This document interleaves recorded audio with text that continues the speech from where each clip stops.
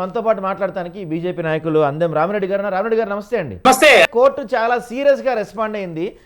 అంటే నాకు తెలిసినంత వరకు ఏదన్నా ఒక కోర్టు కంటెంప్ట్ ఆఫ్ కోర్టు ఏదన్నా అయితే కోర్టు ధిక్కరణ చేస్తే ఒకసారి, రెండోసారి, మూడోసారి, ఈయన 3 సార్లు కూడా ఇంకా ఇప్పటికీ కూడా కోర్టు ఆయన అరెస్ట్ చేయమన్నట్లేదు. బహుశా పదవి నుంచి తొలగించమన్నారు. ఇన్నిసార్లు కోర్టు వ్యాఖ్యల్ని ధిక్కరిస్తూ, కోర్టు ఆదేశాలను ధిక్కరిస్తూ ఇంత అగ్రెసివ్గా ముందుకెళ్తున్నారంటే అంటే వెనకెవరి నుండి నడిపిస్తున్నారా, లేకపోతే రంగనాథ్ గారి శైలి అలాంటిదా? హైడ్రా గురించి ఏమంటున్నారు మీరు? రెండు ఉన్నాయండి. వెనక ఉండి నడిపిస్తున్నారు, రంగనాథ్ స్టైల్ కూడా అదే. రెండు కలిసినాయట. అందుకే ఆ స్థాయిలో 63 కోట్ల ధిక్కరణ కేసులు అంటే మామూలా? దేశంలో ఏ అధికారి మీద కూడా ఇంతవరకు 63 కోట్ల ధిక్కరణ కేసులు రాలే.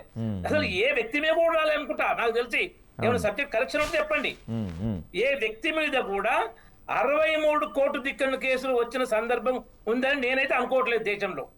అంతా వచ్చినాక కూడా మనిషి ఏంటంటే ఒకవైపు కోర్టు క్షమాపణలు, ఇంకోవైపు కూల్చివేతలు. అది ఏంటంటే అంత ఘోరం ఏంటంటే, అందుకే కోర్టు ఏమందంటే అలవాటు పడ్డ నేరస్తుడు అని కామెంట్ చేసింది. అంతకుముందే అరెస్ట్ చేయమని పట్టిద్దామనుకుంటే మళ్ళీ ఆగిపోయింది. అయినా మళ్ళీ చేస్తుంటే అలవాటు పడ్డ నేరస్తుడు, అది కరెక్ట్ షూట్ అవుతుంది రంగనాథ్కు, హైడ్రా రంగనాథ్కు. అలవాటు పడ్డ నేరస్తుడు అనేది కరెక్ట్ షూట్ అవుతుంది. ఎందుకంటే ఆయన మొదటి నుంచి ఒకే స్థానం మీద ఉండట్లేదు. ఏది FTL ఉంటే కూల్చేస్తాం, బఫర్ జోన్లో కూల్చేస్తాం అన్నది ఎప్పుడైతే ఫాతిమా కాలేజీ ఇష్యూ అయిందో, మేము ఆక్యుపై కాని వాటికే వెళ్తాం, బిల్డింగ్లకు అయిన వాటికి మేము వెళ్ళమని కొత్త స్టాండ్ కలరింగ్ ఇచ్చాడు దాన్ని సేవ్ చేయడం కోసం. మొదలేమన్నంటే అకాడమిక్ కాలేజ్ నడుస్తుంది, పిల్లల భవిష్యత్తు దెబ్బతీయద్దు, అకాడమిక్ ఇయర్ అయిపోయినాక మేము చర్యలు తీసుకుంటామంటు. తర్వాతనేమో మేము అంటే ఆక్యుపై కాని బిల్లులకే అన్నాడు. కానీ అది కోర్టులో ఉంది, కోర్టు నడుస్తుంది. అది హైకోర్టులో ఉన్నప్పుడు అట్లా అనలేరు కదా. ఇప్పుడు ఏంటంటే ఏదైతే ఫాతిమా కాలేజ్ కూలగొట్టాలని నోటీస్ ఉందో, ఇప్పుడు అదే ఫాతిమా కాలేజ్ FTLలో లేదు అని స్టేట్మెంట్ ఇచ్చిండు. ఈ ప్రభుత్వం ఏంటంటే కేసీఆర్ ప్రభుత్వం లాగానే రేవంత్ రెడ్డి ప్రభుత్వం ఏంటంటే, కేసీఆర్ ప్రభుత్వమే చెరువుతో మట్టి పోసి నింపి కట్టుకోవడానికి అనుమతి ఇచ్చింది. అంటే నడుస్తుంది, అది నడుస్తుంటే చూస్తూ ఊకుంది. ఇప్పుడు రేవంత్ రెడ్డి ప్రభుత్వం ఏంటంటే కోర్టు అడిగింది GHMCని 3 సార్లు అడిగింది, మీ అనుమతులు ఉన్నాయా బిల్డింగ్లకు అని. GHMC రిప్లై ఇవ్వలే. ఏంది 3 సార్లు అడిగితే GHMC ఆ బిల్డింగ్లకు అనుమతి ఉన్నాయంటే రిప్లై ఇవ్వట్లే అని హాట్ కామెంట్ కూడా చేసింది. ఇప్పుడు అది ఏంటంటే దాన్ని ఏం చేశారంటే రేవంత్ రెడ్డి ఇంకొక కేసీఆర్ లాగానే, సేమ్ కేసీఆర్ లాగానే ఒకవైపు ఆ సలకం చెరువులో ఆ ఫాతిమా కాలేజ్ ఉన్న బిల్డింగ్ ఒకవైపు మట్టి పోసి పూడ్చారు, మిగతాది నీళ్లు కనబడకుండా మట్టి పోసి పూడ్చి మధ్యలో ఉన్నదాన్ని అది ఏంటంటే అదంతా చెరువు కాదు, ఇగో పక్కన కూడా భూమి ఉంది చూడండి అన్నట్టు ఇంత దుర్మార్గానికి తెగనిస్తుందంటే దానికి హైడ్రా రంగనాథ్ ఫుల్ డైరెక్షన్ ఇస్తున్నా, రేవంత్ రెడ్డి డైరెక్షన్, రంగనాథ్ యాక్షనా? ఇంత దుర్మార్గం అయితే అసలు ఏ మాత్రం భరించలేంది. కాబట్టి హైకోర్టు ఇప్పటిదాకా ఓపిక పట్టలేదు. చాలా ఇది 63 కేసులు కోర్టు ధిక్కరణ కేసులు రావాలి వచ్చినాక అంటే ఇక ఓపిక నశించింది హైకోర్టుకు. నశించే ఈ చర్య తీసుకుంది. ఇప్పుడు కూడా కాంగ్రెస్ ప్రభుత్వం కానీ పార్టీ కానీ మేము కోర్టు ఆదేశాలను పాటిస్తా అనట్లేదు, మేము కోర్టు ఆదేశాలు పాటిస్తా అనట్లేదు. అలా ఇంకా ఏం చూద్దాం, ఎందుకంటే దిగలే, ఇంకా అహము ఇద్దరికి దిగలే, ముఖ్యమంత్రి దిగలే, హైడ్రా కమిషనర్ దిగలే. ఇప్పుడు తర్వాత ఇంకా సీరియస్ యాక్షన్ రావాల్సి ఉంటుందేమో. ఇప్పటికి కూడా ఇంకేమైనా లూప్ హోల్స్ ఉంటాయి.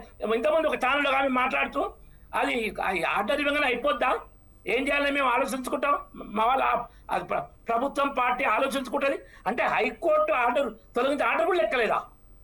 ఆ స్థాయిలో ఉండరు వీళ్ళు. ఎందుకంటే వీళ్ళు పెట్టిన ఆ ఎజెండానే కలెక్షన్, అది హైడ్రా అనేది పెట్టిందే కలెక్షన్ కోసం.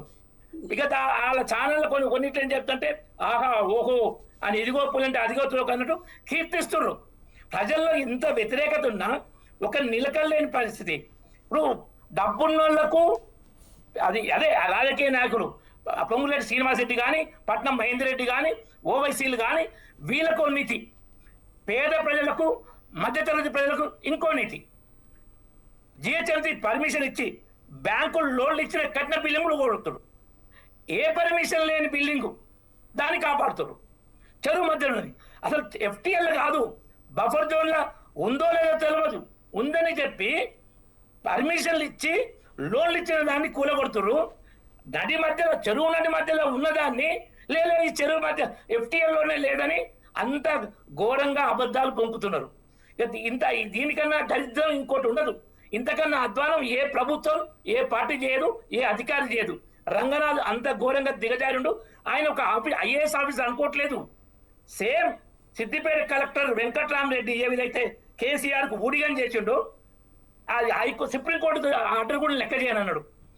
ఏది రైతులకు విత్తనాలు అమ్మడంలో అమ్మకూడదని మీటింగ్ పెట్టి తర్వాత ఆయన రిజైన్ చేయించి ఆయన ఎమ్మెల్సీ చేసాడు. ఆయన కేసీఆర్ కాలు మొక్కిండు. అంటే ఉన్నత స్థాయి అధికారులను కేసీఆర్ కానీ రేవంత్ రెడ్డి కానీ లోపరుచుకొని మొత్తం తమ తమ ఇష్టానుసారంగా నిజాములుగా అధికారం నడిపినట్టు వీళ్ళిద్దరు ఇప్పుడు కేసీఆర్ని అదే విధంగా నడిపిండు. అందుకే ప్రజలు కేసీఆర్ని పొందబెట్టిరు. ఇప్పుడు రేవంత్ రెడ్డి అదే పరిధిలో. అప్పుడు వెంకట్రామరెడ్డి సిద్దిపేట కలెక్టర్ అయితే ఇప్పుడు హైడ్రా కమిషనర్ రంగరాజు ఇద్దరు IAS ఆఫీసర్లే. IAS ఆఫీసర్లనే ఈ స్థాయిలో వాడుకుంటారంటే కింది స్థాయి అధికారుల పరిస్థితి ఏంది? ఎంత దుర్వినియోగం చేస్తున్నారు. ఇప్పటికీ ఇంకా ఏ మాత్రం సిగ్గుపడట్లేదు. కోర్టులు చివాట్లు పెట్టినా, కోర్టులు ఇంతమంది రేవంత్ రెడ్డి 2-3 సార్లు పెడితే సారీ చెప్పడం, నెక్స్ట్ టైం అదే పొరపాటు చేయడం, సారీ చెప్పడం, ఈయన కూడా ఓ దిక్కు సారీ చెప్పడం, ఇంకో దిక్కు కూలగొట్టడం. ఇది మంచి పద్ధతి కాదు. ప్రజలు చైతన్యమైంది. మెయిన్ మీడియానే కాకుండా సోషల్ మీడియా కూడా ఇలాంటి తప్పులను అద్భుతంగా ఆడుకుంటుంది. జాగ్రత్త పడాలి. ఇప్పుడు కేవలం ఇది తొలగించడం కాదు, కోర్టు దిక్కని కేసులు శిక్షలు కూడా పడతాయి. టైం పడుతున్నది కోర్టు వాటికి, కానీ శిక్షలు కూడా పడతాయి. మిగతా అధికారులు దీంతో జాగ్రత్త పడాలి. లేకుంటే వాళ్ళు కూడా ఇలాంటి సమస్యలు ఎదుర్కొంటారు.